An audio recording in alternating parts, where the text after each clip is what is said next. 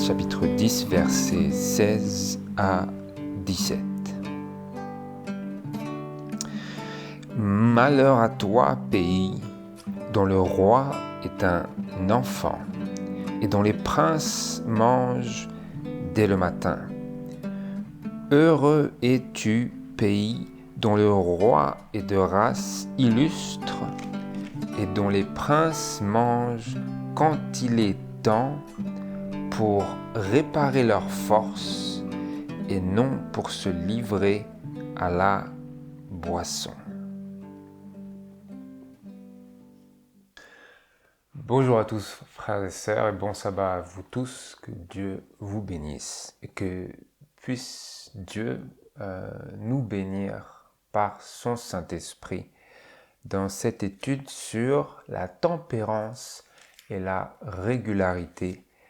Deuxième partie. Donc c'est la deuxième partie de cette étude que nous avions débuté sabbat dernier sur la question de la tempérance et à quoi nous avons aussi ajouté, ce sur quoi nous allons maintenant méditer, le sujet de la régularité qui est directement lié et que j'aimerais justement mentionner par le moyen de cette déclaration de l'esprit de prophétie que nous trouvons dans le livre Éducation à la page 233 et paragraphe 3 à titre d'introduction ici de cette étude d'aujourd'hui. Je lis Éducation page 233 et il est écrit ceci par rapport au lien entre la tempérance et la régularité. Je lis: la pratique de la tempérance et de la régularité ont un merveilleux pouvoir. A un merveilleux pouvoir. Je lis, je répète, la pratique de la tempérance et de la régularité a un merveilleux pouvoir. Cette tempérance, cette régularité, contribue bien mieux que les circonstances ou les aptitudes naturelles à développer la douceur et l'égalité d'humeur qui aplanissent si bien le chemin de la vie. D'autre part, la maîtrise de soi ainsi acquise sera une des armes les plus solides pour affronter avec succès les dures réalités, les devoirs rigoureux qui sont le lot de chacun d'entre nous. Qu'est-ce que c'est qui a un merveilleux pouvoir, selon les dires de l'esprit de prophétie ici? La pratique, littéralement en anglais, l'observation de la tempérance et de la régularité. Cette tempérance et cette régularité, quand nous les observons, ont un merveilleux pouvoir qui contribue bien mieux que nos circonstances ou nos aptitudes, c'est-à-dire nos capacités naturelles, à développer en nous la douceur, l'égalité d'humeur, c'est-à-dire plutôt que de faire des hauts et des bas, la tempérance et la régularité permettent de développer en nous la douceur qui est liée à l'humilité, au caractère de Christ, qui est Dieu, ainsi que l'égalité d'humeur qui aplanissent si bien le chemin de la vie. Donc la tempérance et la régularité facilitent pour nous le chemin de la vie, quand bien même il soit aussi parfois chargé et parsemé d'épines et de difficultés donc. Et nous lisons d'ailleurs à la suite que, d'autre part, la maîtrise de soi ainsi acquise, c'est-à-dire que nous acquérons à travers la pratique de la tempérance et de la régularité, sera cette maîtrise de soi en nous, c'est-à-dire acquise par la pratique, sera et deviendra une des armes les plus solides pour affronter avec succès les dures réalités et les devoirs rigoureux qui sont notre lot sur cette terre. Vous voyez un peu le lien? Et donc, ici, ça nous permet de faire le pont entre notre méditation précédente, où nous nous étions surtout concentrés sur la question de la tempérance, avec cette fois-ci la question de la régularité qui va faire l'objet tout particulièrement l'objet de notre étude aujourd'hui, la régularité. Nous voulons nous contempler aujourd'hui à la fois ce que la parole de Dieu nous enseigne à ce sujet et ce que l'esprit de prophétie, comment l'esprit de prophétie nous éclaire davantage sur ces bases que nous allons maintenant explorer dans la Bible. Et donc, voyons ensemble, frères et sœurs, dans la parole de Dieu, le principe de régularité qui est présenté et enseigné. Nous voulons voir que la parole de Dieu nous présente cette base, ce début de principe de régularité que l'on va ensuite élargir. Allez avec moi dans Genèse chapitre 8. Dans Genèse chapitre 8, versets 21 à 22, et tout particulièrement le verset 22, le verset 21 c'est pour le contexte. « Et l'Éternel respira l'agréable odeur, et l'Éternel dit en son cœur, je ne maudirai plus la terre. » Après que Noé eut offert son holocauste sur l'autel, après qu'il soit sorti de l'arche, comme nous lisons au verset 18, ensuite l'Éternel respira l'agréable odeur du sacrifice de Noé et de sa famille fait à lui, et en son nom, et en son honneur, et comme signe d'adoration à lui. Et l'Éternel dit en son cœur, de point, je ne maudirai plus la terre à cause de l'homme, car la nature du cœur de l'homme est mauvaise dès sa jeunesse. Je ne frapperai plus tout ce qui vit comme je l'ai fait. Verset 22. Tant que la terre durera, les semailles et la moisson, le froid et le chaud, l'été et l'hiver, le jour et la nuit ne cesseront point. Donc vous voyez ici la question de régularité que Dieu lui-même illustre par cette déclaration selon laquelle il dit qu'il ne fera plus venir de déluge sur la terre, quoique nous lisions dans l'épître à Pierre, la première ou la deuxième, que quoique le monde fût détruit par les eaux, cette fois-ci il sera détruit par le feu. Mais quoi qu'il en soit, ici dans ce verset 22, Dieu montre que le principe, il illustre par son propre agencement, sa propre organisation du fonctionnement de la terre sous l'emprise du péché, il illustre même alors le principe de la régularité. Il dit les semailles et la moisson, le froid et le chaud, l'été et l'hiver. On pourra aussi ajouter le printemps et l'automne. Le jour et la nuit ne cesseront point.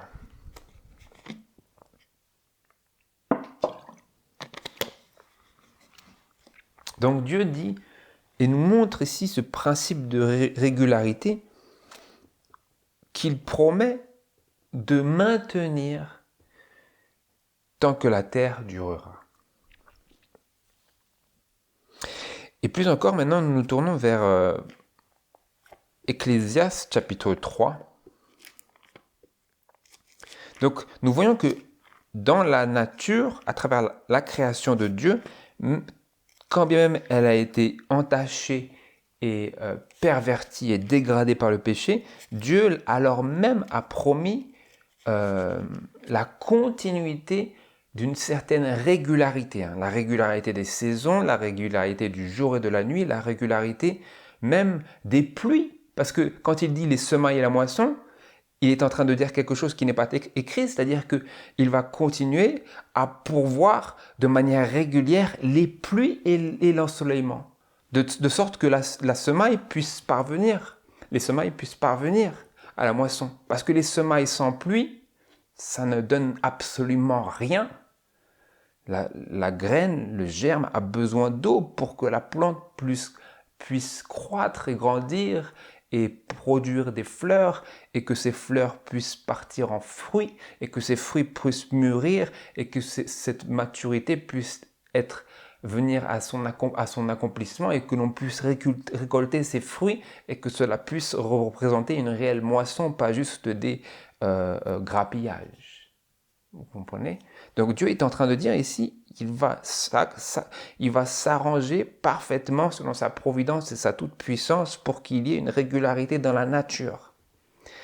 Et on va pouvoir maintenant contempler comment cela va s'appliquer aux êtres humains, et tout particulièrement à nous, qui cherchons à être instruits par les principes de la parole de Dieu et du témoignage de Jésus. Donc, comme je le disais, nous nous tournons vers Ecclésiaste chapitre 3. Ecclésiaste chapitre 3, versets 1 à 8, où nous voyons encore ce principe de régularité et de réitèrement de choses qui reviennent. Ecclésiaste chapitre 3, verset 1, je lis. « À toute chose sa saison, et à toute affaire sous les cieux son temps.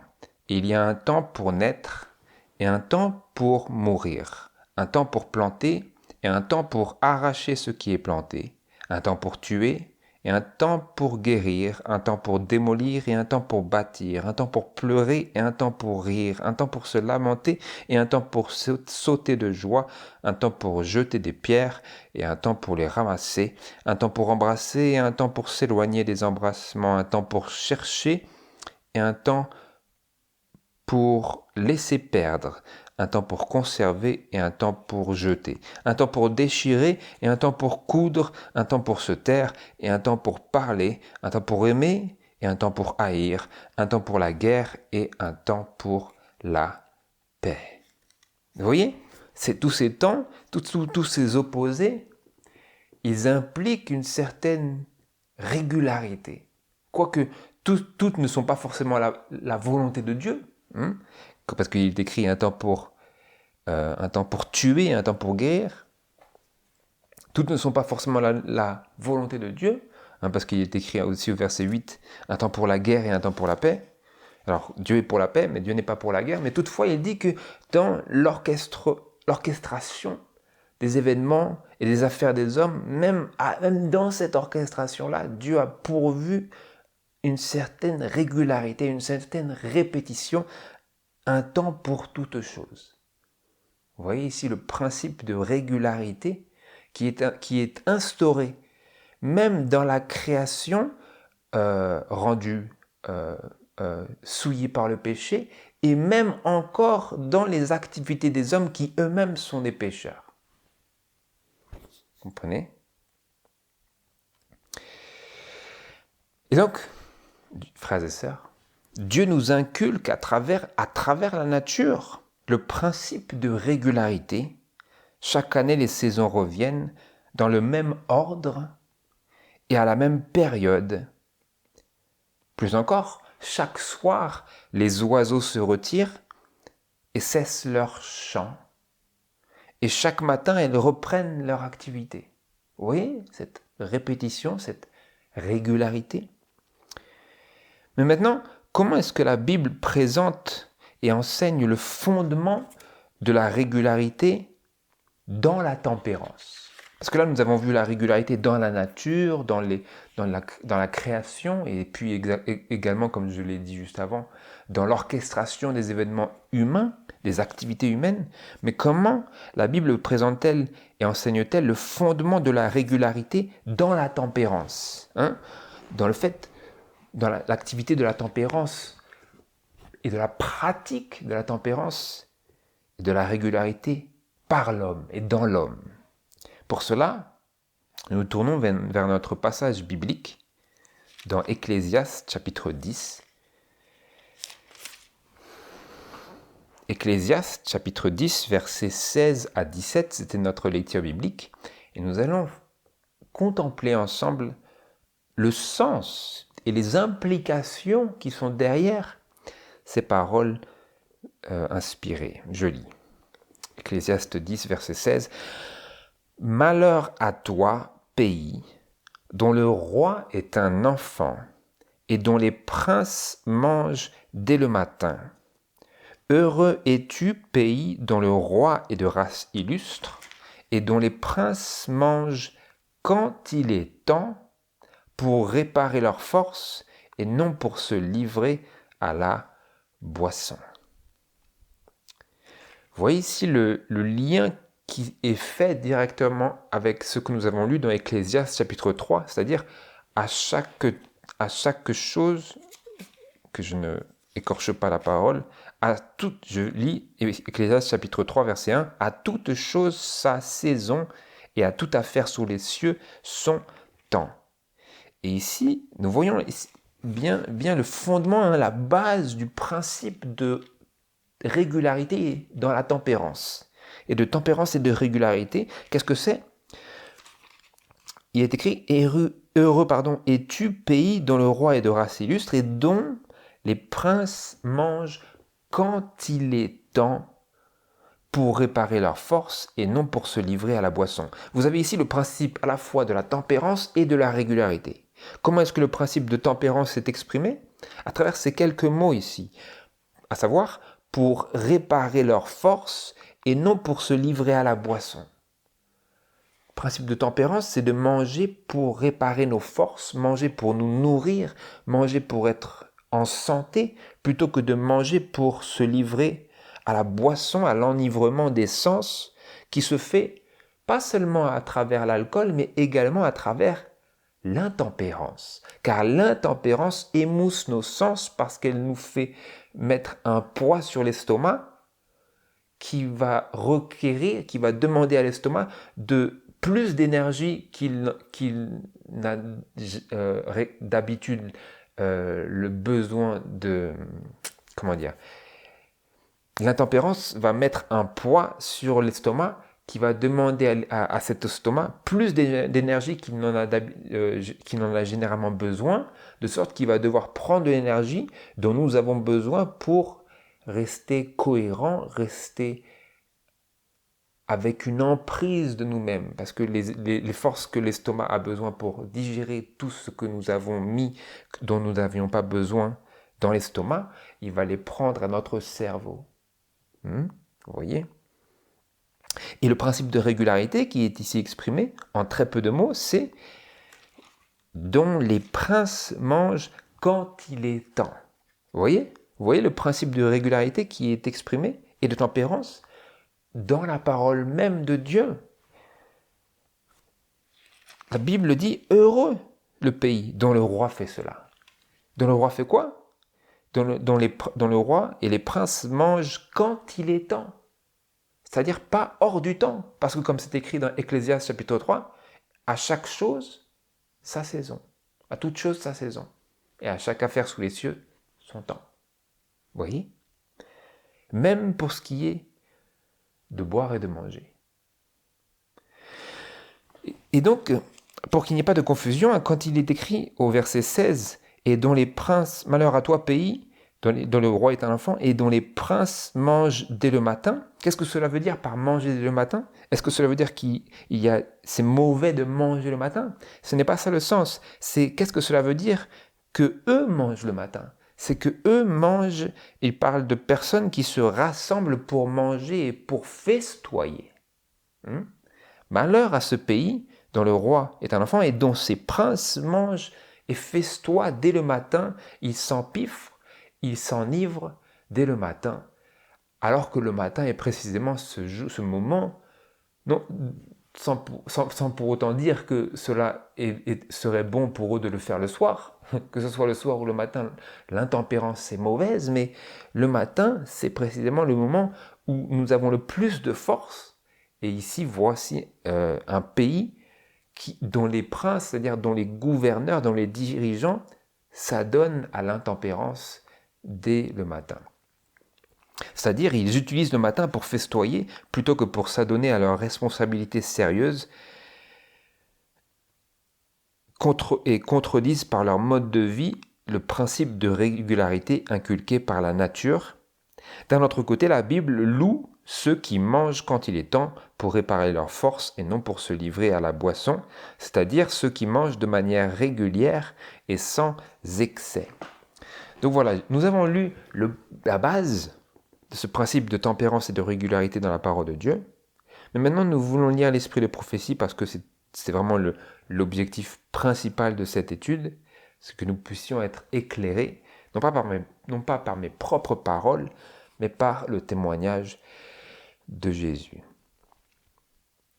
Et donc, ce message aujourd'hui, c'est vraiment particulièrement une étude thématique sur la question de la régularité dans la tempérance. Et pour commencer cette étude systématique, j'aimerais me tourner et que nous nous tournions vers ce livre Avec Dieu chaque jour à la page 152 du paragraphe 3 au paragraphe 6.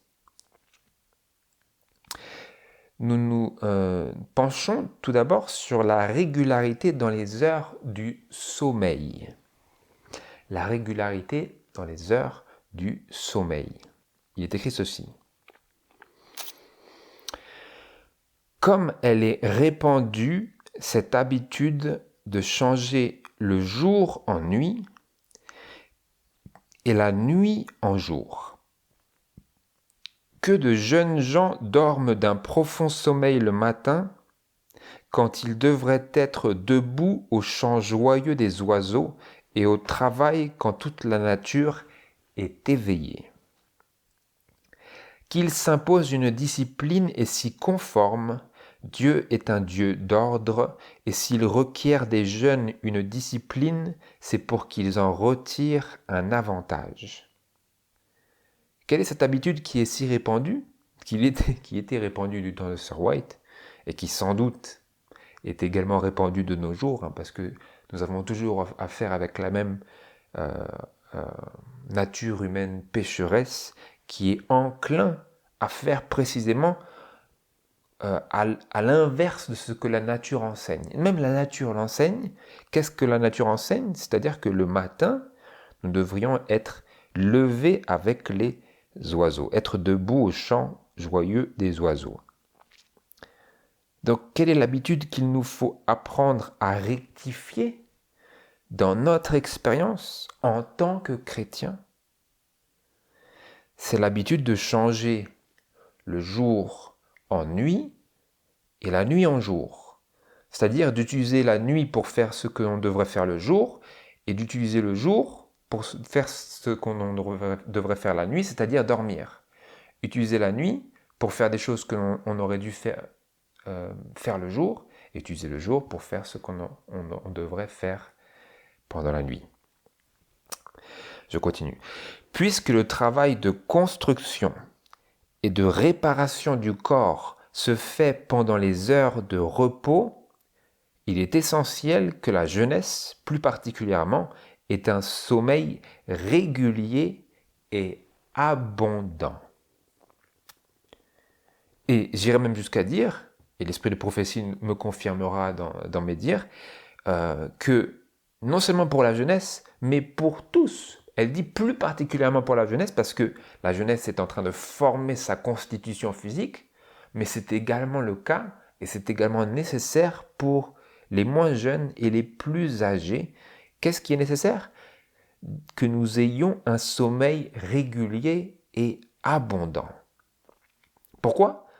Comme elle le disait au début, parce que le travail de construction et de réparation du corps humain se fait pendant les heures du repos. Donc, plus nous ôtons des heures du repos, ou plus nous cherchons à mettre des heures du repos là où nous devrions être éveillés, c'est-à-dire pendant le jour, et moins il y aura ce travail de construction et de réparation du corps. Moins ce travail-là aura lieu. Donc, plus nous traverserons une expérience de démolition de nos forces vitales. Pourquoi? Parce qu'il nous manque un sommeil régulier et abondant. Vous notez qu'il y a question d'un sommeil régulier et abondant. Pas simplement d'un sommeil abondant ou pas simplement d'un sommeil régulier. Vous voyez, parce que si nous avons 8 heures de sommeil mais que nous les avons en plein dans le jour, il n'est pas régulier. Parce qu'il ne rentre pas dans la régularité que non seulement la nature, mais la parole nous enseigne. Vous voyez? Et sans parler de ce que l'esprit de prophétie nous enseigne vis-à-vis de cela. Je continue. La plupart des amateurs de plaisir assistent aux soirées mondaines et passent à des amusements énervants les heures que Dieu leur a données pour se reposer et dormir afin de recouvrer leur force. Ils effacent ainsi de leurs joues l'éclat de la santé et le remplacent par du fard, c'est-à-dire du fond de teint. N'est-ce pas ce qui se passe aujourd'hui? Les femmes ont beaucoup de fond de teint. Pourquoi?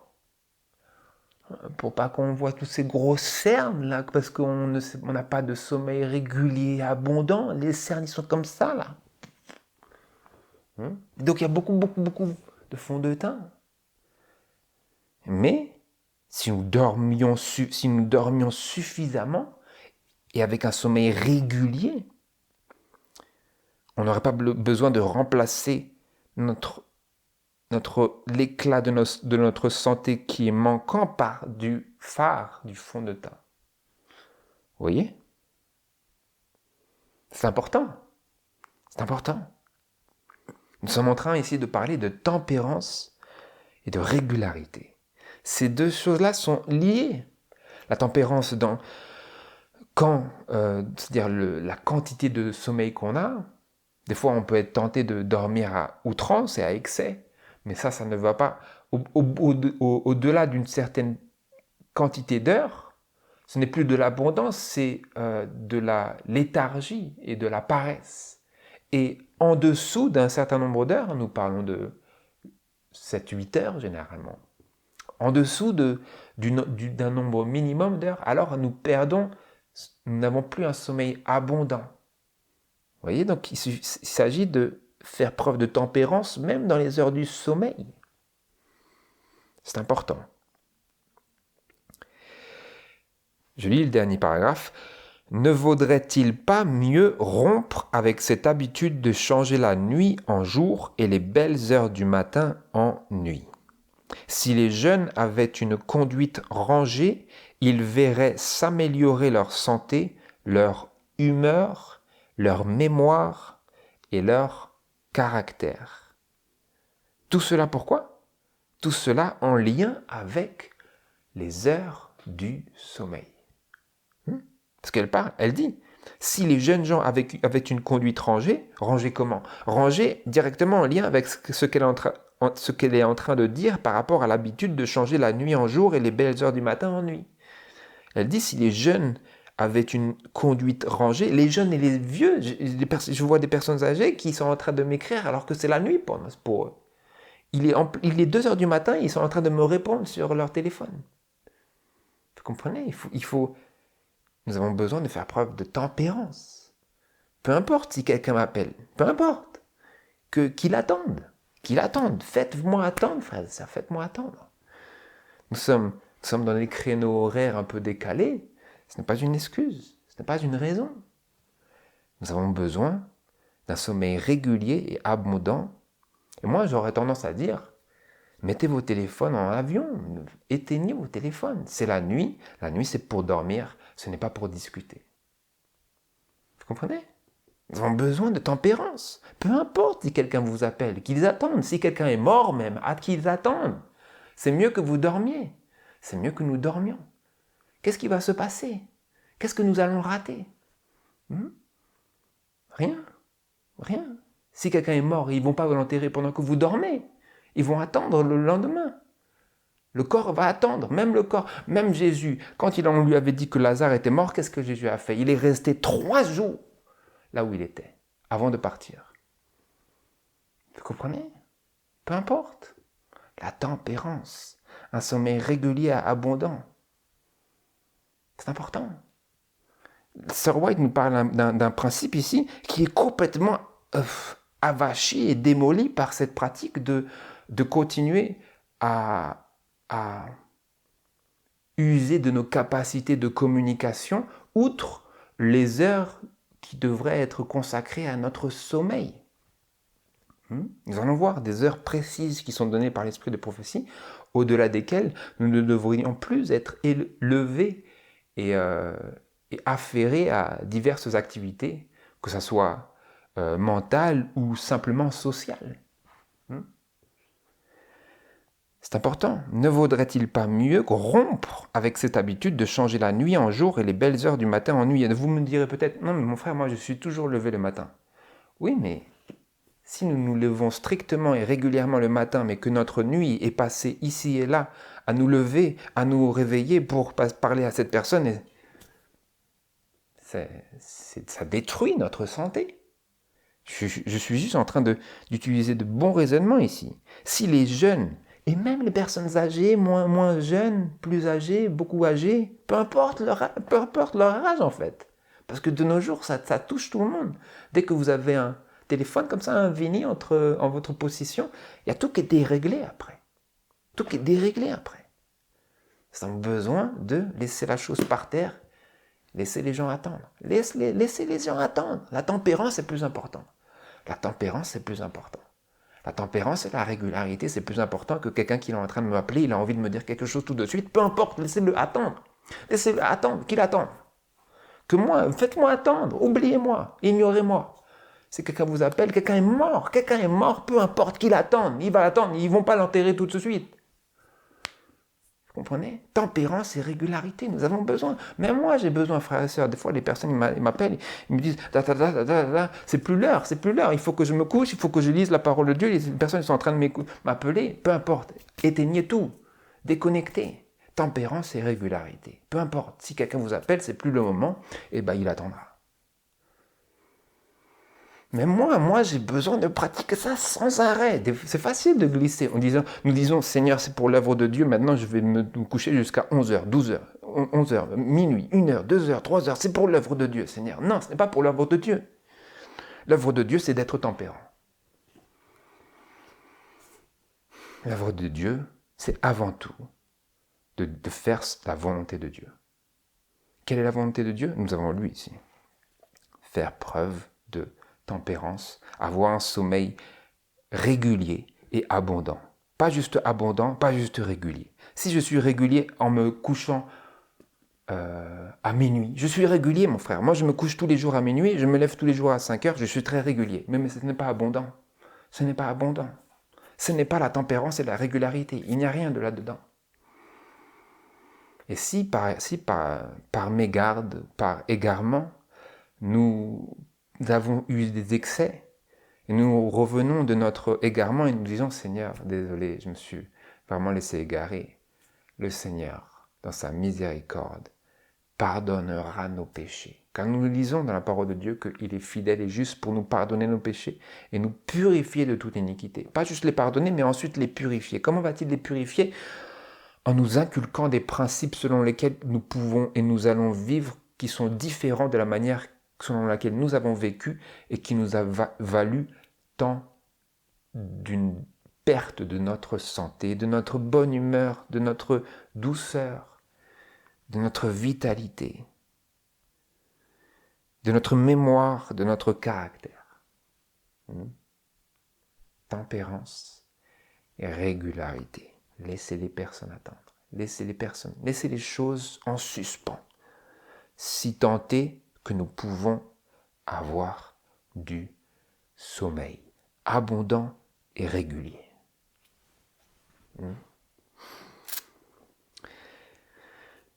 Je poursuis, frères et sœurs, je poursuis. Dans la citation suivante, qui se trouve dans Child Guidance, à la page 363 et au paragraphe 2, nous continuons de développer cette question du sommeil. Pas seulement du sommeil, maintenant aussi du repas. Je lis. Il ne faut pas négliger l'importance de la régularité des horaires pour les repas et le sommeil. Les heures du repos sont des heures où le corps se bâtit et il est essentiel, pour les jeunes en particulier, de dormir régulièrement et suffisamment. Elle n'a pas dit pour les jeunes exclusivement. Elle n'a pas dit pour les jeunes exclusivement. Elle a dit pour les jeunes en particulier, parce que ce sont tout particulièrement eux qui ont besoin de former des bonnes habitudes. Mais c'est possible, frères et sœurs, que nous sommes là, nous avons 30 ans, 40 ans, 50 ans, 60 ans, 70 ans, et nous avons formé des habitudes qui sont complètement à des kilomètres de la tempérance et la régularité selon la parole de Dieu et le témoignage de Jésus. C'est pour ça que je dis, faites attention. Il y a marqué pour les jeunes en particulier. Mais si nous avons formé des habitudes qui sont précisément celles que les jeunes sont ici avertis de ne pas former, eh bien nous sommes également inclus dans ce conseil du Seigneur. Quel est ce conseil? Je le relis. Les heures du repos sont des heures où le corps se bâtit et il est essentiel, pour les jeunes en particulier, de dormir régulièrement et suffisamment. Donc qu'est-ce qu'il est important de ne pas négliger? Je le relis au début. L'importance de la régularité des horaires pour les repas et le sommeil. Y a-t-il des horaires pour le repas et le sommeil qu'il est important pour nous de ne pas négliger, mais qu'il est important également pour nous de pratiquer et selon lequel il nous faut vivre et qu'il nous faut suivre? C'est important ici. Et nous allons pouvoir répondre à cette question, cette interrogation, par le moyen des déclarations suivantes, notamment celles qui se trouvent dans Conseil aux éducateurs, parents et élèves, je crois, oui, je crois, c'est ça. Conseil aux éducateurs, parents et élèves, à la page 239, paragraphe 2. Il est écrit ceci. Nous devons, qu'est-ce que c'était? On devrait ne pas négliger l'importance de la régularité des horaires pour les repas et le sommeil. Et donc, est-ce que ça veut dire que la régularité, ce sont avoir des oreilles et s'y tenir, des horaires et s'y tenir, ou y a-t-il des horaires qui nous sont déjà fournis? C'est ça qui est important. Regardons-le.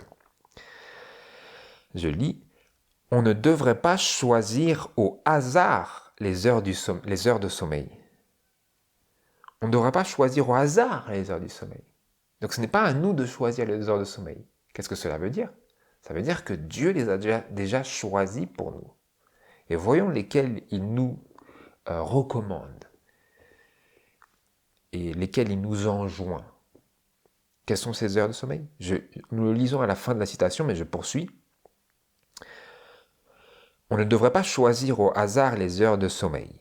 Les étudiants ne doivent pas prendre l'habitude de travailler jusqu'à minuit et de dormir pendant la journée. Les étudiants? Pas que les étudiants. Pas que les étudiants. Je connais maintes chrétiens qui sont levés jusqu'à je ne sais pas quelle heure. Maintes chrétiens. Beaucoup de chrétiens. Ça m'est arrivé par le passé. Mais ce n'est pas un exemple que je cherche à donner. Ce n'est pas un exemple que je m'en repens. Je m'en repens. Les étudiants ne doivent pas, les étudiants et toutes les personnes qui font la même chose, ne doivent pas prendre l'habitude de travailler jusqu'à minuit et de dormir pendant la journée. S'ils ont été habitués à faire cela chez eux, ils doivent corriger cette habitude en allant se coucher à une heure raisonnable.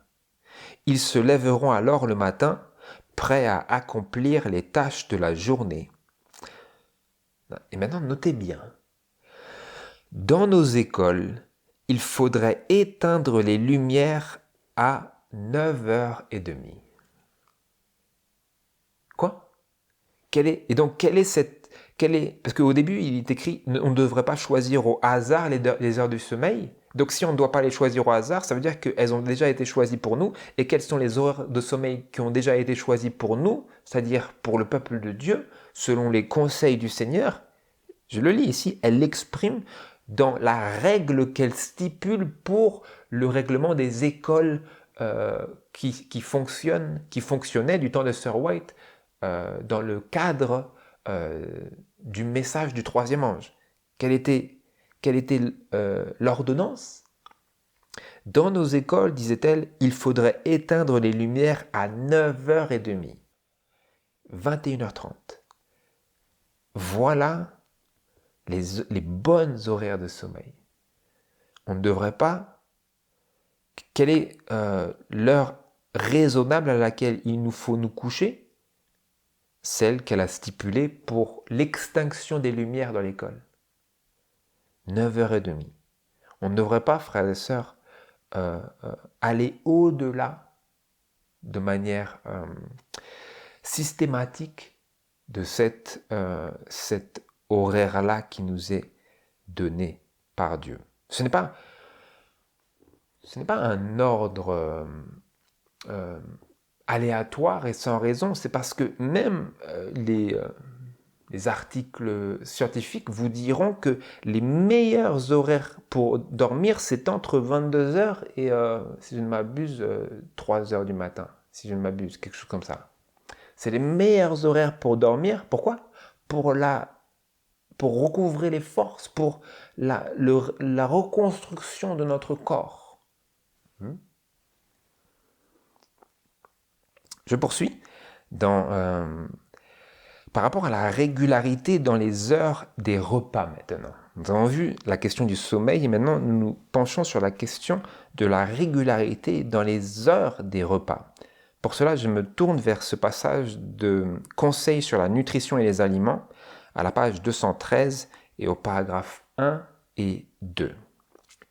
Il est écrit ceci. Il est d'une importance capitale de prendre les repas à des heures régulières. Le repas terminé, on ne doit plus rien prendre jusqu'au suivant. Beaucoup mangent lorsque leur organisme n'a pas besoin de nourriture à des intervalles irréguliers ou entre les repas parce qu'ils n'ont pas la force de volonté suffisante pour résister à cette inclination. Certaines personnes, lorsqu'elles voyagent, grignotent constamment quelque nourriture, ce qui est très préjudiciable à leur santé. Si, au contraire, elles prenaient régulièrement des aliments simples et nourrissants, elles ne se sentiraient pas si lasses et seraient moins souvent malades. Quel est le conseil ? Il est d'une importance capitale de prendre les repas à des heures régulières. Voilà cette question de régularité que nous allons explorer davantage. Et une fois le repas terminé, on ne devrait plus rien prendre jusqu'au suivant, c'est-à-dire qu'on ne devrait pas manger entre les repas. C'est intéressant parce que quand j'étais jeune, on m'apprenait cela. Mais ensuite, ceux qui m'apprenaient cela, ils ont commencé à faire ce qu'ils m'avaient dit de ne pas faire. Donc, c'est pour ça que nous avons besoin d'un ainsi dit l'Éternel. Parce que si c'est juste nous qui disons cela selon notre propre opinion, c'est bien aujourd'hui, et puis quand nous changeons d'avis, nous changeons notre pratique, nous changeons notre habitude. Parce que nous nous disons, en fait, c'était juste une tradition. Et là, si vous voyez bien, ce n'est pas une tradition humaine. C'est vraiment une stipulation de l'esprit de prophétie qui d'ailleurs dont la raison peut être vérifiée à travers des études scientifiques qui montrent bel et bien, si vous choisissez les bonnes, que ce n'est pas dans l'avantage de notre santé de manger entre les repas. Pourquoi ? Parce que les sucs gastriques viennent à certains moments. Et si nous apprenons à notre corps à revenir sur ce pourquoi nous avons été créés, c'est-à-dire cette régularité-là que l'esprit de prophétie nous enseigne ici, eh bien alors tout fonctionnera comme un organisme bien ordonné. Si nous prenons les repas à des heures régulières et si nous nous abstenons de manger entre les repas. Parce que grignoter constamment entre les repas, c'est comme je le lisais ici, très préjudiciable à la santé. Très préjudiciable à notre santé. Je continue. On doit manger à intervalles réguliers et ne rien prendre entre les repas, ni pâtisserie, ni fruits, ni nourriture d'aucune sorte. L'irrégularité est préjudiciable au bon fonctionnement des organes digestifs et altère la santé et la bonne humeur. En outre, les enfants se mettent à table sans appétit pour les aliments sains et manifestent des préférences pour ce qui leur fait du mal. Qu'est-ce que cela veut dire ? C'est-à-dire que les enfants ils sont tout le temps en train de vouloir « je veux cela, je veux manger cela » et ensuite vous leur donnez, entre les repas bien sûr, Et ensuite, quand le temps est venu du repas, ils n'ont plus faim. Pourquoi? Parce qu'ils sont tout le temps, on leur donne tout le temps des choses à grignoter parce qu'on ne veut pas vraiment les éduquer. On veut juste les taire. Et donc, on leur met quelque chose dans la bouche. Tiens, prends ça, prends ça, prends ça, prends ça, prends ça. Et après, nous disons, je ne comprends pas, mon enfant, il est impatient, il est hyper actif. Ben oui, mais ce n'est pas une surprise. Ce n'est pas une surprise. Pourquoi est-il comme ça? Pourquoi? Et parce qu'on ne lui inculque pas la régularité et la tempérance. Qui inculque de nos jours la régularité et la tempérance à nos enfants? À ses enfants. C'est pas une surprise. Si nous voulons que nos enfants soient disciplinés, ça commence là. La tempérance et la régularité. Vous me direz, oui mais non, il est trop jeune pour cela. Ben, il sera trop jeune pour être sanctifié alors. Je poursuis.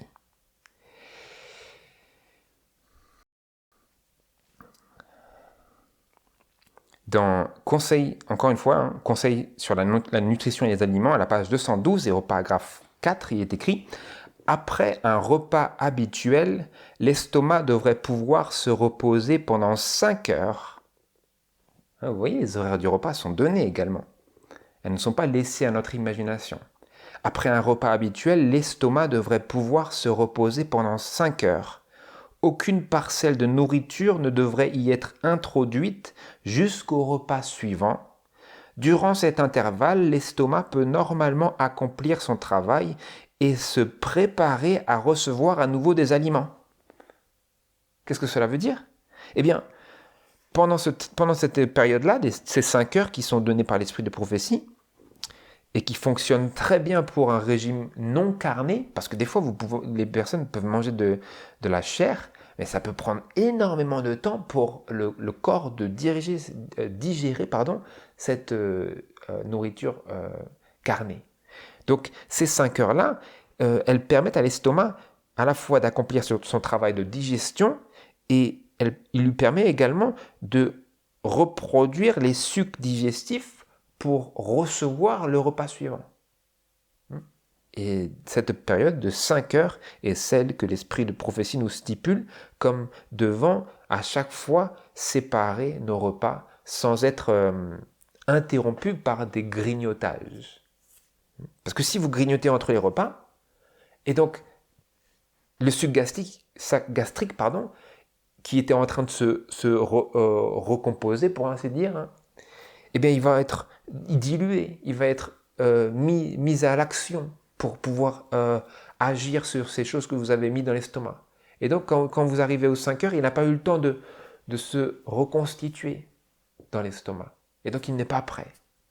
Et donc ça fatigue le corps et l'esprit, parce que tout cela est lié.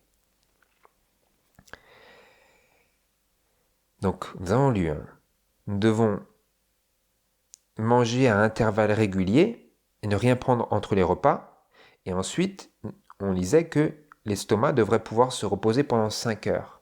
Et ces intervalles réguliers, donc, si vous calculez, par exemple, vous mangez, je ne sais pas, à 7 heures du matin, ensuite vous avez votre repas du midi, à peu près à midi, et ensuite vous calculez 5 heures après cela, ça peut être 17 heures, 18 heures, parce que vous allez voir que l'esprit de prophétie, il nous dit 5-6 heures, dans une autre citation que je vais lire maintenant.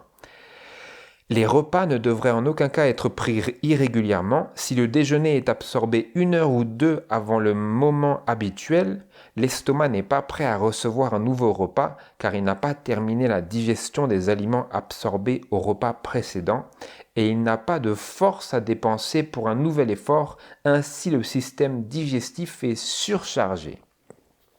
Les repas ne doivent pas non plus être pris 1 ou 2 heures après le moment habituel.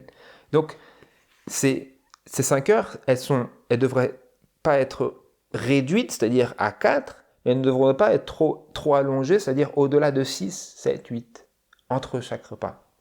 Je le lis pourquoi. Les repas ne doivent pas non plus être pris 1 ou 2 heures après le moment habituel en raison de circonstances spéciales ou pour suivre un certain programme de travail. L'estomac demande la nourriture au moment où il a l'habitude de la recevoir. Si ce moment est dépassé, la vitalité du système digestif décroît et descend à un niveau si bas que l'appétit s'en va. Si l'on mange à cette heure-là, c'est-à-dire 1 ou 2 heures après le moment où nous avons l'habitude d'avoir notre repas, si l'on mange à cette heure-là, l'estomac ne peut normalement digérer cette nourriture qui, de ce fait, ne peut être transformée en sang de qualité. La nourriture, elle est censée être transformée en sang, mais si nous mangeons notre repas bien trop tard, bien après notre horaire régulier, eh bien, cette nourriture ne pourra généralement pas être transformée en sang de qualité par le système digestif. Pourquoi? Parce que le système digestif attendait le repas à 7 heures, mais il a dû attendre 2 heures plus tard, et selon ce qui est écrit ici, ça ne va pas pouvoir être transformé en du bon sang, comme c'est écrit littéralement. Good blood, en sang de qualité. Si tous s'efforçaient de manger à des moments réguliers, sans prendre aucune nourriture entre les repas, ils se trouveraient préparés aux heures des repas et éprouveraient à manger un plaisir qui les récompenserait de leurs efforts. Je poursuis dans le livre Tempérance chrétienne à la page 80 et au paragraphe 1 et 2. Là, c'est par rapport aux enfants. C'est important parce que on se dit, bon voilà, ça c'est juste pour nous, les enfants. Je lis. Les habitudes des enfants doivent être bien réglées. Les mères commettent une grande erreur en leur permettant de manger à chaque instant entre les repas. Cette habitude dérange l'estomac et cultive le germe de maladies futures. Très souvent, les enfants sont grincheux et agités par une digestion laborieuse. La mère, qui ne prend pas le temps de réfléchir, administrera alors une correction à son enfant ou lui fermera la bouche avec une friandise quelconque, mais ces expédients ne font qu'aggraver le mal. Certaines mères anxieuses de faire le plus de travail possible deviennent énervées et plus irritables que leurs enfants. Elles les grondent et les frappent même pour les tranquilliser par la crainte. Vous entendrez des mères se plaindre de la santé délicate de leurs enfants. Elles courent au médecin, tandis que, avec un peu de réflexion, elles auraient pu voir que le mal provenait d'erreurs d'alimentation. Nous vivons dans un âge de gloutonnerie et la jeunesse s'est élevée, même parmi les adventistes du 7e jour, dans des habitudes diamétralement opposées aux lois naturelles. Donc pour les parents, cela montre la nécessité d'amener même les enfants dans la pratique de la tempérance et de la régularité, sans quoi ils se retrouveront avec des enfants grincheux et agités par une digestion laborieuse et qui n'ont plus une quelque once de maîtrise d'eux-mêmes. Pourquoi? Parce qu'on ne leur a pas inculqué la tempérance. Comment? En leur interdisant, en leur enseignant qu'il n'est pas bon de manger entre les repas et en leur apprenant, comme à nous, par le Seigneur, à avoir des horaires réguliers pour les repas, ainsi que pour les horaires du sommeil.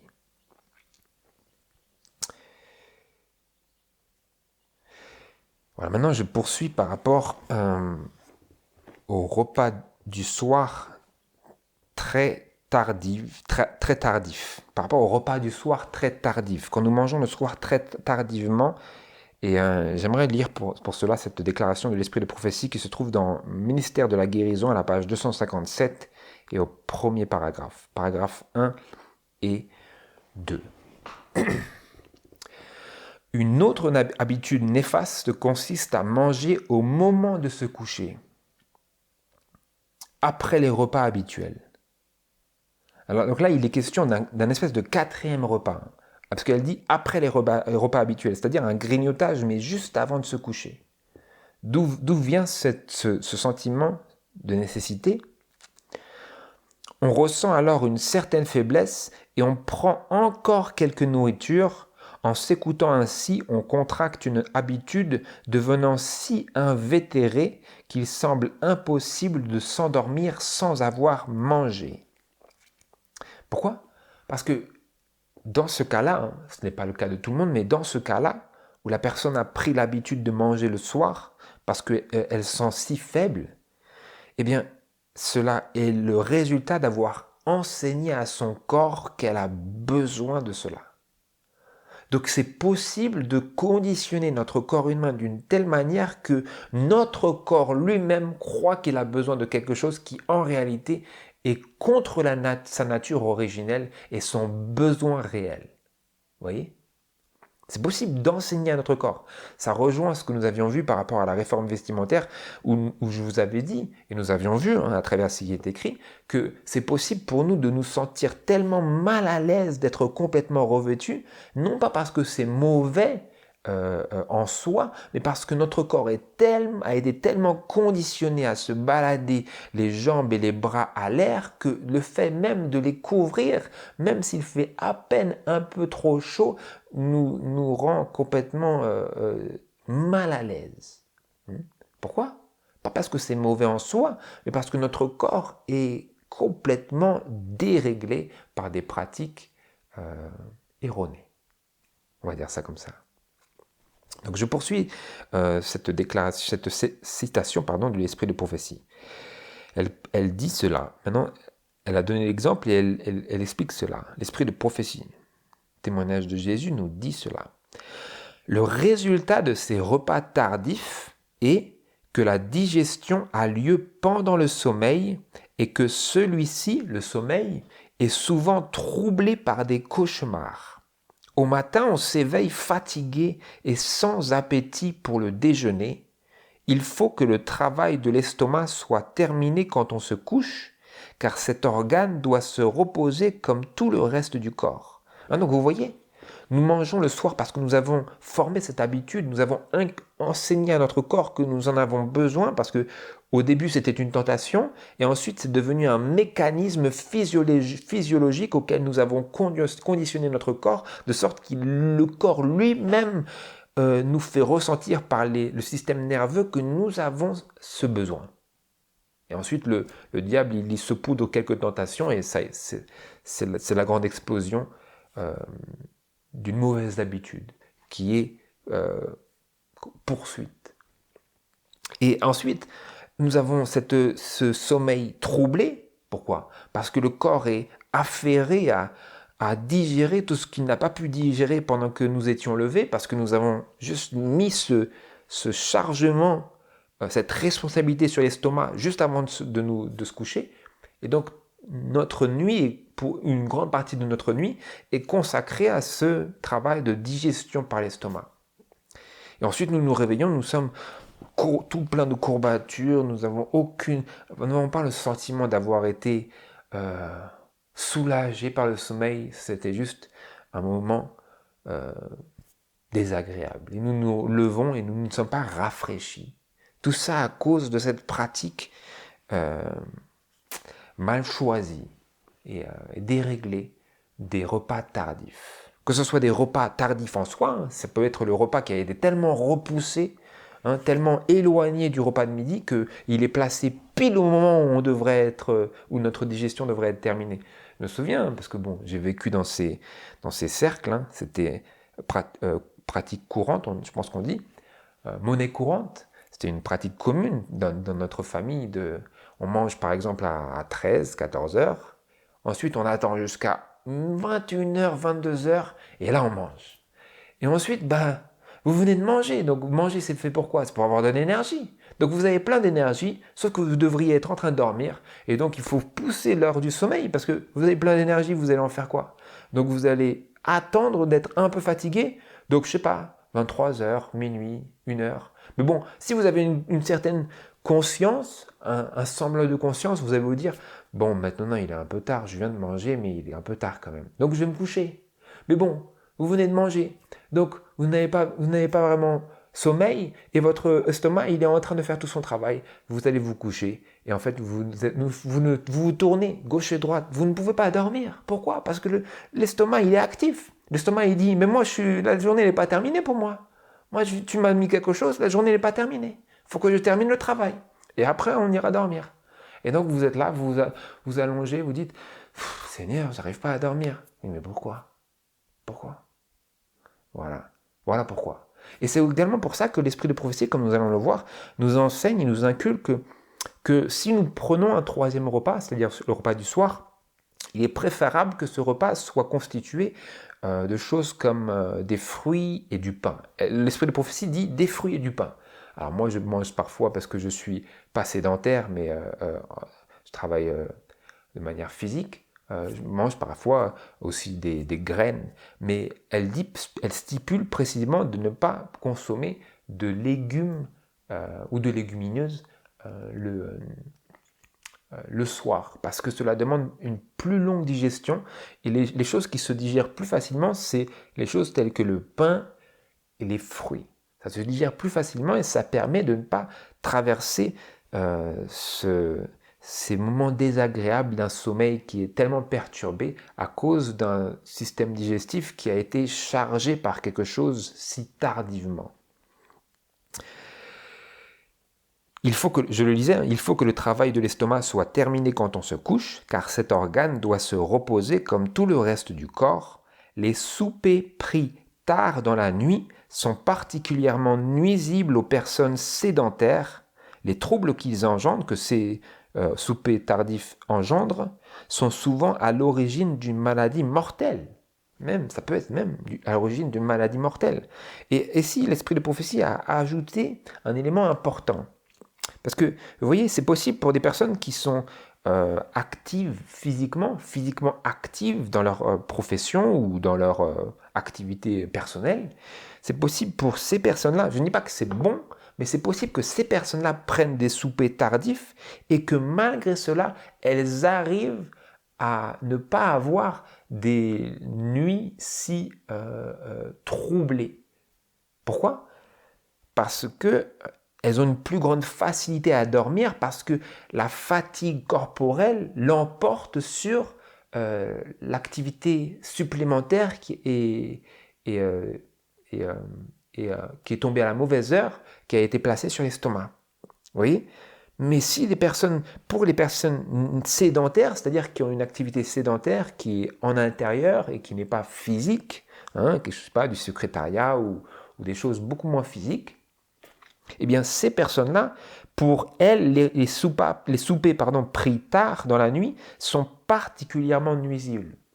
Particulièrement nuisibles, parce que leur sommeil est d'autant plus fragile qu'elles ont eu moins d'activité physique pour les rendre fatiguées. Vous voyez? Donc si en plus de cela, ces personnes-là, dont l'activité est sédentaire, se fourvoient par des soupers tardifs, c'est-à-dire des repas pris tard le soir, eh bien, leur sommeil va être complètement, amoindri, complètement troublé. Et ça va influer sur leur santé, sur notre santé. Je continue. Dans bien des cas, la faiblesse qui provoque le désir de manger avant de se coucher provient de ce que les organes digestifs ont été surmenés pendant la journée. Ensuite, après avoir digéré un repas, ils ont besoin de repos. 5 ou 6 heures au moins. 5, je vais le retrouver. 5 ou 6 heures au moins devraient s'écouler entre les repas. 5 ou 6 heures au moins. Vous voyez? Devraient s'écouler entre les repas. D'ailleurs, bien des personnes, après en avoir fait l'essai, trouvent que 2 repas par jour valent mieux que 3.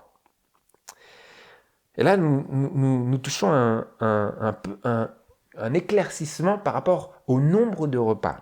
Elle dit que 5 ou 6 heures au moins devraient s'écouler entre les repas et que pour les personnes, comme nous allons le voir après, certaines personnes trouvent que 2 repas par jour valent mieux que 3.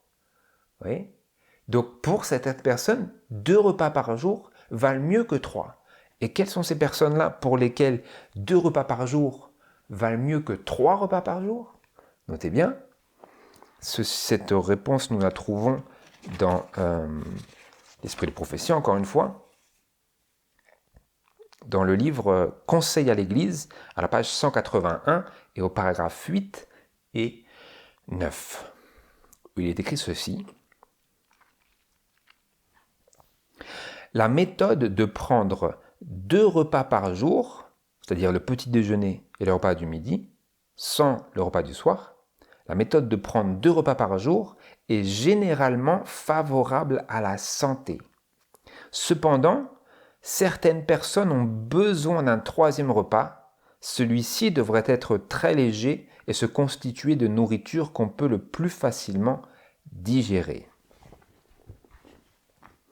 Je lis le paragraphe suivant. Quand les étudiants combinent l'activité physique et mentale, c'est approprié de consommer un 3e repas. Dans ce cas, on doit le préparer sans légumes, mais avec une nourriture simple et saine, comme des fruits et du pain. Elle n'a pas dit avec des fruits et du pain, mais comme, par exemple, des fruits et du pain. Mais elle précise de préparer ce repas sans légumes. Pourquoi ? Par rapport au temps de digestion qui est impliqué par la consommation des légumes. Donc vous voyez, elle nous dit que les personnes qui ont une activité sédentaire, comme on le fait, comme on le conclut en lisant le paragraphe de Mystère de la guérison, page 255 et paragraphe 1, les personnes qui ont une activité sédentaire, pour ces personnes-là, la méthode de prendre 2 repas par jour est favorable à la santé. Pourquoi ? Parce que, en réalité, souvent, le 3e repas sera superficiel et pourra même représenter un fardeau pour ces personnes-là. Pourquoi ? Parce qu'elles n'ont pas vraiment eu une activité physique intense et donc elles n'ont pas réellement épuisé leur force vitale de telle sorte qu'elles ont besoin de les réapprovisionner par un 3e repas. Par contre, c'est le cas de ces personnes-là qui sont exprimées ici au paragraphe 9, ces personnes-là qui combinent l'activité physique et mentale ou qui ont une activité purement physique et peu mentale. Ces personnes-là auront besoin d'un 3e repas parce qu'elles ont passé l'après-midi, elles ont consacré leur après-midi à une activité physique qui leur a coûté des forces qu'ils ont besoin de combler par ce 3e repas. Vous voyez ? Et tout ça se ressent de toute manière, ça se ressent.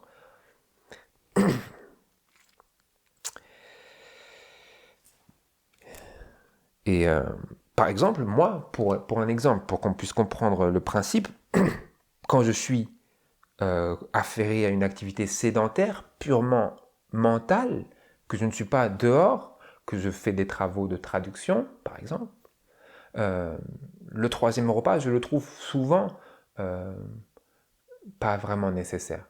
Ou des fois, je le prends selon la quantité d'activité que j'ai eue, parce que des fois, l'activité très mentale va aussi user de vos forces. Mais si c'est une activité mentale peu poussée, souvent, en fait, vous arrivez au 3e repas et si vraiment nous examinons la qualité de notre discernement avant et après le 3e repas, souvent, si nous sommes dans des activités sédentaires, nous en arriverons à la conclusion que le 3e repas peut être sauté. Dans ces circonstances-là, alors seulement on peut s'abstenir du 3e repas, mais on ne devrait pas créer une règle stricte pour dire vous ne devez pas manger le 3e repas. Et d'autant plus, comme le frère John a l'habitude de le dire, d'autant plus aujourd'hui où la teneur en nutriments des fruits et des légumes et de toutes les nourritures qui sont disponibles de nos jours à l'achat et a été grandement amoindrie dans la nourriture, de telle sorte qu'il nous faut souvent plus en quantité qu'il en fallait par le passé à cause de cette cette diminution de la valeur nutritionnelle des aliments dans ces derniers jours. Pour cette raison-là, c'est ce que j'ai souvent entendu, c'est recommandé, le troisième repas est plus recommandé de nos jours qu'il l'était du temps de Sir White, parce qu'il y a beaucoup moins de nutriments et que les aliments ont une valeur nutritionnelle beaucoup plus inférieure que par le passé. Donc voilà, ça c'était pour le troisième repas. Et maintenant, j'aimerais que nous nous concentrions sur la tempérance et l'équilibre entre l'activité mentale et physique pour conclure notre méditation. Pour cela, j'aimerais nous tourner vers le passage de Avec Dieu chaque jour à la page 153 et au paragraphe 2 et 5, A5. Le travail intellectuel qui n'est pas compensé par un exercice physique un exercice physique correspondant fait un appel disproportionné de sang au cerveau, déséquilibrant ainsi la circulation. Le cerveau a trop de sang alors que les extrémités du corps en ont insuffisamment. Il faut régler soigneusement les heures d'étude et de récréation et réserver une partie du temps à l'exercice physique. Donc, voilà également un aspect de la pratique de la tempérance et de la régularité. Qu'est-ce que c'est ? Il nous faut régler soigneusement les heures d'étude et de récréation et combiner le travail intellectuel à l'exercice physique. Parce que si le travail intellectuel n'est pas compensé par un exercice physique correspondant, cela va faire un appel disproportionné de sang au cerveau et déséquilibrer la circulation du sang dans le corps, dans notre corps, dans nos corps. Vous voyez donc, la pratique de la tempérance et de la régularité, c'est également de combiner de manière équilibrer notre travail intellectuel avec notre travail physique. Vous voyez ? C'est-à-dire ne pas simplement être purement sédentaire en ce que nous restons constamment dans la maison et nous ne faisons pas réellement d'activité physique en plein air. L'activité physique, ça peut être fait en intérieur, mais c'est beaucoup plus favorable à la santé si nous la trouvons et nous l'avons et nous la faisons en extérieur. Et c'est encore mieux si cette activité physique en extérieur est d'ordre pratique, c'est-à-dire utile, comme par exemple du travail dans un potager. Si nous avons le privilège d'avoir accès à un potager, cela sera beaucoup plus favorable à notre santé de joindre notre travail intellectuel à ce genre d'activité physique-là que simplement d'aller courir ou de faire, vous savez, ces choses typiquement gymnastiquiennes, ces pratiques communes comme courir ou faire des exercices physiques entre quatre murs. Ce sera beaucoup plus favorable à notre santé si nous nous adonnons à une tâche qui a une utilité. Pas juste de nous faire avoir une activité physique, mais d'avoir une activité physique qui a un sens. Ça va joindre notre santé physique et mentale et morale. C'est important de pouvoir lier tout cela. Je poursuis, on ne peut pas conserver une bonne santé si on ne passe pas un instant de la journée à faire travailler ses muscles en plein air. Des heures fixes doivent être consacrées aux travaux manuels qui mettront en activité toutes les parties de notre corps, équilibrons la participation de nos facultés physiques et mentales et notre esprit en sera recréé. Vous voyez ce que je disais ? Et si nous équilibrons la participation de nos facultés physiques et mentales, si nous combinons tout cela, pas simplement mental, mais aussi physique, pas simplement physique, mais aussi mental, alors notre esprit en sera recréé. Vous voyez ? C'est notre esprit cela va avoir une influence cet équilibre, cette régularité de nos activités sur notre esprit. Je continue. La pensée des intellectuels est soumise à une trop grande activité. Ceux-ci font un usage immodéré de leurs facultés mentales, pendant qu'une autre catégorie de gens n'a pour seul but que le travail physique. Vous savez, dans le BTP, ils ne font que ça, quoi. Ils ne font que ça. Ils ne pensent pas. Ils font beaucoup de travail intense. Parfois du travail un peu de forcené. Et ils sont fiers de ce qu'ils font. Mais ils ont souvent peu de réflexion, peu de réelle réflexion mentale et intellectuelle. Et puis d'autre côté, il y a ces intellectuels qui ne font que du travail intellectuel, ils ne font que penser. Et on leur montre un jardin, ils ne savent pas quoi faire, ils ne savent pas qu'est-ce qui est quoi, ils ne reconnaissent pas la moindre des petites plantes. J'étais comme ça, hein. Je suis né dans la capitale, je connais. Et donc, l'esprit de prophétie nous dit que ni l'un ni l'autre n'est un bon exemple. Il nous faut un équilibre, il nous faut marier tout cela, marier l'activité intellectuelle à l'activité physique pour qu'il y ait une harmonie dans notre corps et que notre esprit ne soit pas affaibli par ce déséquilibre ou mental ou physique. Oui. Ces gens-là, ceux qui n'ont pour seul but que le travail physique, ces gens-là n'exercent pas leur esprit. Leurs muscles travaillent, mais leur cerveau est frustré de toute richesse intellectuelle.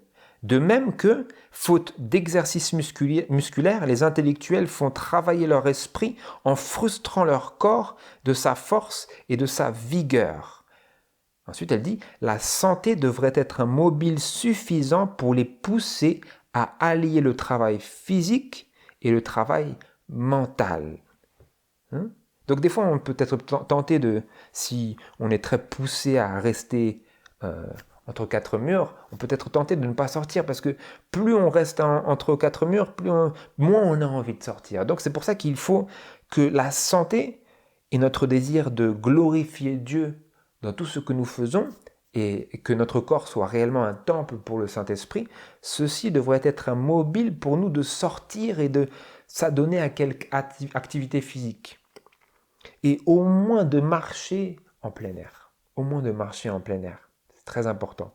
Pour que notre esprit soit recréé à la vue des choses que Dieu fait, plutôt qu'à la vue de ce que l'homme fait. Parce que vous êtes entre quatre murs, vous ne voyez que ce que l'homme fait.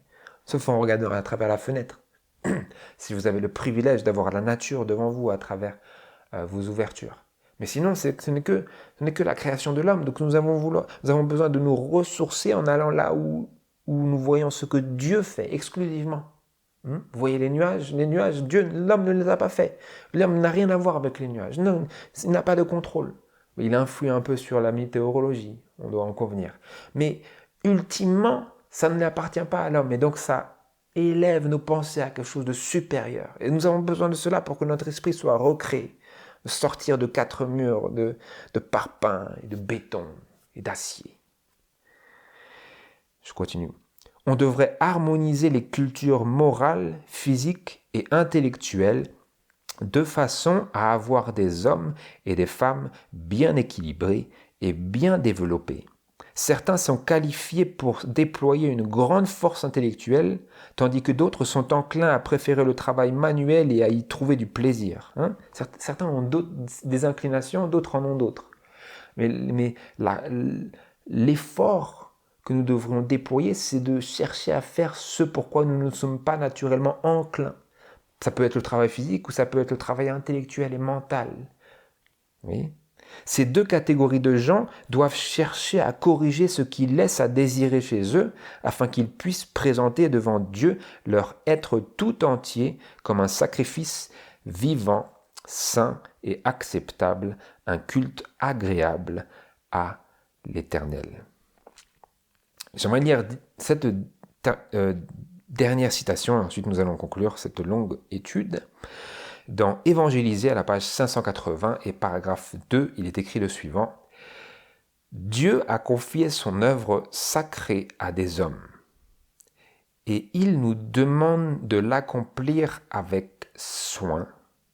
En toute chose, la régularité est primordiale. Ne soyez jamais en retard à un rendez-vous.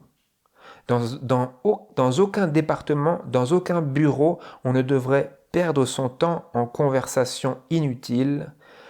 L'œuvre du Seigneur exige des choses dont elle est dépourvue parce que les hommes ne se mettent pas à l'école du Dieu de la sagesse. Ils entreprennent beaucoup trop de choses et remettent au lendemain ce qui devrait retenir leur attention le jour même, et l'on perd beaucoup de temps en essayant de rattraper celui que l'on a perdu. Qu'est-ce que c'est? En toute chose, la régularité est primordiale. En toute chose. Et l'œuvre de Dieu, ce n'est pas juste faire quelque chose qui semble directement relié à cette œuvre. C'est également notre vie de chaque jour. Et en toutes ces choses-là de notre vie quotidienne, nous avons besoin de pratiquer, pas juste de connaître, mais de pratiquer la tempérance et la régularité. Et j'aimais bien cette citation qui dit ici, ne soyez jamais en retard à un rendez-vous.